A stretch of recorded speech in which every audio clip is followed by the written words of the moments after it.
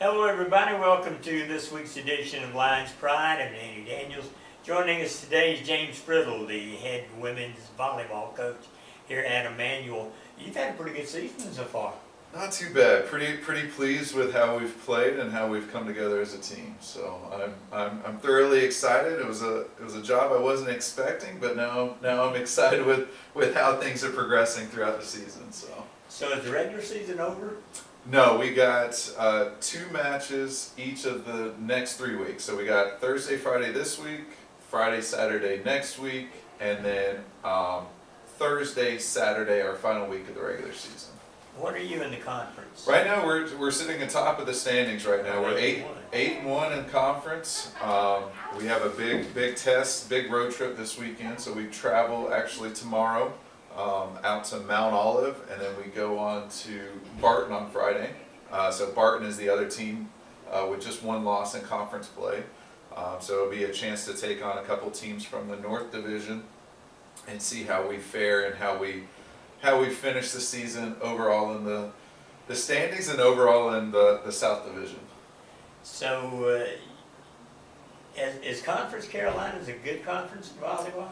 So the way women's volleyball is broken down in particular is that there's 3 conferences that make up the Southeast region. So there's the South Atlantic, the Peach Belt, and then Conference Carolinas. So historically, the Peach Belt has been the strongest team in the conference. Recently, with some old rules in Conference Carolinas, volleyball has been at a disadvantage. Those rules are no longer in existence. So Conference Carolinas is now the top of the division and the top of the league are trying to fight their way out and fight a lot of perception and get back onto an equal playing field to where we're able to compete on a national level. Okay, this is your first year here. Came from Palm Beach, Atlantic University. So what brought you from sunny Palm Beach to Franklin Springs? So I was born in South Carolina but raised in Cartersville, Georgia. Yeah. So I went to school at another Conference Carolina school. I went to King University up in Bristol, Tennessee. So I'm very familiar with this area. I spent 5 years at Palm Beach Atlantic University. It was a great atmosphere, great staff, great culture, and I was finally ready to kind of take the next step in my coaching career. So when this position became available, I was thrilled at the opportunity to not only to be a head coach and to have that opportunity, but also to be kind of back home in a lot of sense. Yeah. And so me and my wife have loved being a lot closer to family, and that atmosphere of family has also been a part of this university as well. So I'm thoroughly excited about this opportunity. All right, tell me about recruiting for Palm Beach and for Emmanuel. So recruiting at Palm Beach, I was a part of it, but we had built it up to being a top 10 nationally ranked program. And the campus is 0.8 miles away from the Intercoastal. So you're talking about... That's what I was getting at. That had to be pretty easy. You're talking about a lot of things kind of sold itself, and you were able to say, hey, come down to campus, and it's essentially a vacation just on a recruiting trip. So yeah, come down to Palm Beach Atlantic, and we'll see what you think about the campus. So normally once they came down to campus, they were googly eye about it, and the beach sold itself, and the campus itself was great and everything there. With us having the national status that we did, that was another thing. So a lot of things we had built a well-oiled machine there with my mentor Bob White. So we built a well-oiled machine to where we were able to just kick in those recruits, top-end recruits, and get them to commit to us, even over Division I universities. So the difference being here is that you're in Franklin Springs, Georgia. Your main base is able to actually recruit out of Atlanta area, which is good. That Atlanta volleyball has grown to what it is. That you're still able to get kids to come to a backyard school in a lot of sense, but still be able to play at a high level and a high Division II level where we can compete week in and week out with a lot of good teams. And not too far away. So that's the positive about Conference Carolinas, is that outside of 2 of the schools, all your conference schools are about within 3.5 hours from Emmanuel. So it means that you're not missing as much class time, and that's an area that you can focus in with recruits. With it being a smaller institution, it's only about 1,000 students, that you're able to emphasize the class size with those students and get that one-on-one experience. Because here at Emmanuel, even at the other small institutions I've been at, they've been bigger than this, and so you're still able to portray that in your recruiting and just the facilities. This athletic center is one of the top in all of Division II and the top in the Southeast, including coming from the Sunshine State Conference, which it's been known for athletics over the last 25 years. So there's different selling pieces. It's just a different route in the recruiting aspect. Let's talk about some of your kids. Only 2 seniors, so this is a young team. Yeah, the two seniors on the team, Julie and Nikki, great leadership, great athletes in their own. So they're a part of, we use about 8 bodies that are kind of in our starting rotation. So they're both in that rotation and they both contribute drastically. Got a large freshman class this year. And a large junior class, so it's kind of a unique mix. Our seniors and our sophomore are our 2 smallest classes, and so it's a lot of freshmen that are having to contribute right away. We have 1 DS who's contributing on a regular basis, and then our starting opposite, Mia Cotton, is having to step into the role of being a starter right off the bat, and we've seen success from them. But that success is really contributed to that leadership from our juniors and seniors, even though there's not a ton of them. Julie has been a great leader and a great captain on the floor for us. I noticed Nikki Craning is from Tampa. Did you know her when you were in Florida? I did not. Now, a couple of the girls actually did attend some of my camps when I was at Palm Beach Atlantic, but she was not one of the ones who I had previously met beforehand. Yeah. But yeah, no, Florida is a hotbed for talented athletes, to where you can go in and see some talented kids and be able to pick. So I do have connections still down in Florida, of course, being down there for so long. But no, I did not know her previously. All right, Julie DeBlanc has got to be one of the top players in the conference, if not the best player in the conference. Yeah, she's proven herself, and the impressive thing about her is that she's gotten better each of her years here. So one of the conversations that we actually had previously earlier in the season was that she's like, Coach, I'm not getting the kills. I'm not doing this. I'm not doing that. I'm like, relax. Let's keep working day in and day out on your blocking. Let's focus on your transition offense, things like that. And next thing you know, her stats are actually better than they were last year. And as far as the conference go, there's no doubt in my mind that she should be Player of the Year for the conference. She proves herself day in and day out, even against the top teams in the region, not just conference play, but against the top teams in the region as well.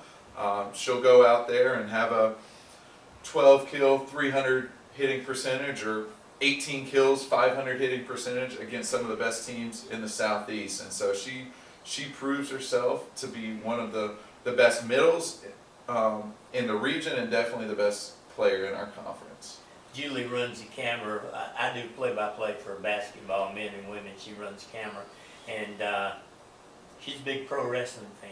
Okay. So she's Conference Player of the Year.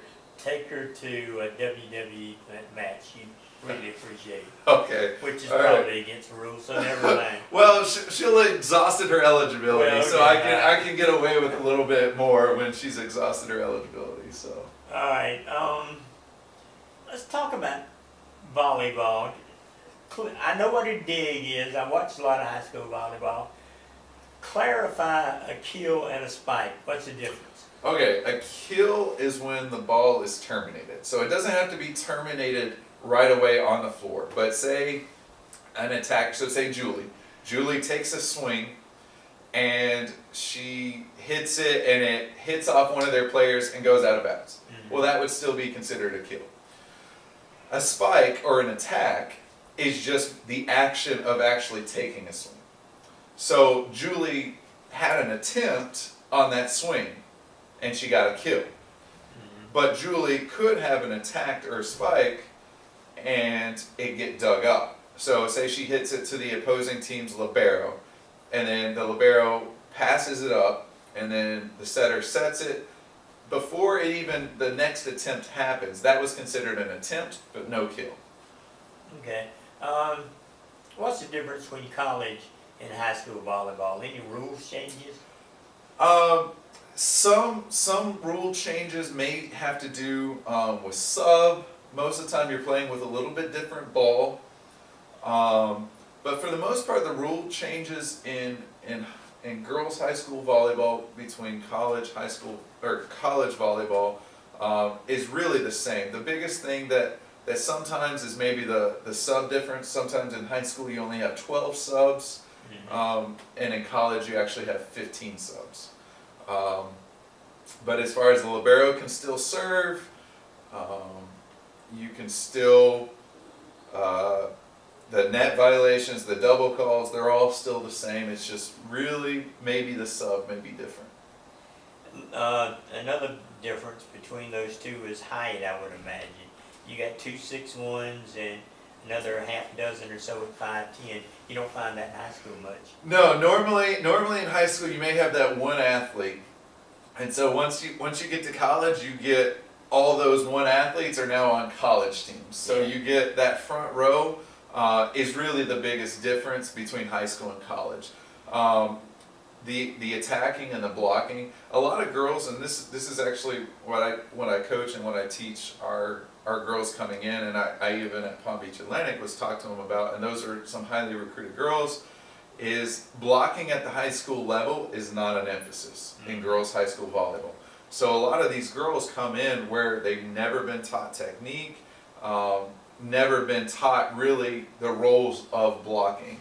And so when they come into college, it's a new aspect of the game. And so it's fun to be able to teach them really from the ground up in that aspect, and then the attacking portion. So now because the blocks are getting bigger, now your attack has to be different and better. And so it's fun to be competing against 6-foot girls and all the way up to 6'2", 6'4", whatever they may be. But that definitely, the net play is definitely the biggest change in high school to college.